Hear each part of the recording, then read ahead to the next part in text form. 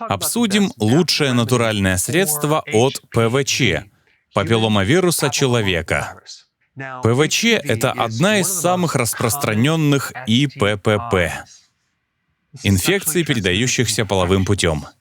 Наверное, вам привычнее слышать о ЗППП, то есть заболеваниях, передающихся половым путем. Но у 90% людей с ПВЧ нет никаких его симптомов. Он не перерастает в рак и никоим образом себя не проявляет. Поэтому его называют ИППП, а не ЗППП. Это не заболевание, это инфекция, которая может перерасти в заболевание. Одна из проблем с папилломавирусом человека заключается в том, что он может вызывать рак шейки матки, а также вагины, пениса, ануса, рта, горла и других частей тела. Одна из самых распространенных причин смерти у женщин — это рак шейки матки, а самая распространенная его причина — это ПВЧ. Что же делает этот вирус?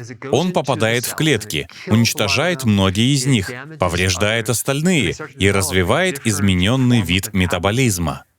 Он начинает ферментировать глюкозу. Это часть древнего механизма выживания.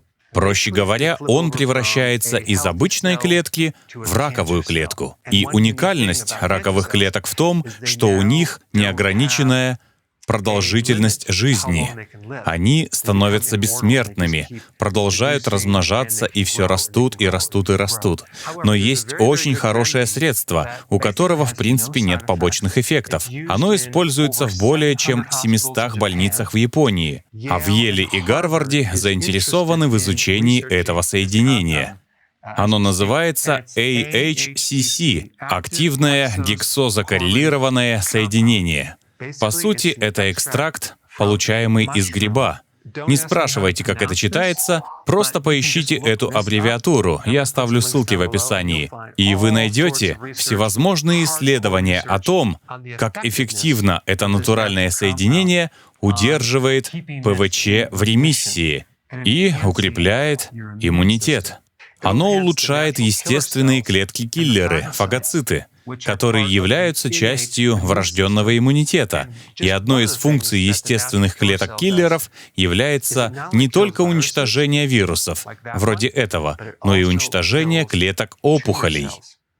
И вот мы имеем укрепленный иммунитет, который может помочь не только держать ПВЧ в состоянии ремиссии, но и уничтожать все анормальные клетки, растущие в организме. Также повышаются интерфероны. Название интерферон происходит от слова, которое означает «давать отпор».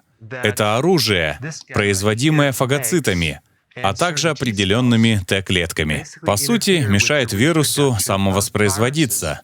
И, конечно, еще есть Т-клетки, которые являются частью приобретенного иммунитета. Они играют роль этакого спецназа и разбираются с вирусами и даже с раком. Происходит также повышение нейтрофилов. Нейтрофилы, по сути, поглощают вирусы. А еще происходит рост ферментов детоксикации. Например, глутатиона, нейтрализующего ущерб от свободных радикалов. Это очень-очень эффективно против ПВЧ. И я не буду приводить названия брендов, сами найдете. Я лишь хочу направить вас в нужную сторону. Еще бы я порекомендовал принимать витамин D, в частности, витамин D3, от 10 до 20 тысяч международных единиц. Витамин D считается противовирусным средством, поэтому он снизит риск активации этого вируса. Главное — удерживать этот вирус в ремиссии. Как это сделать? Поддерживать здоровье, принимать достаточно цинка, витамина С и витамина D, следить, чтобы в рационе не было много углеводов, и держать уровень стресса как можно ниже. Спасибо за просмотр.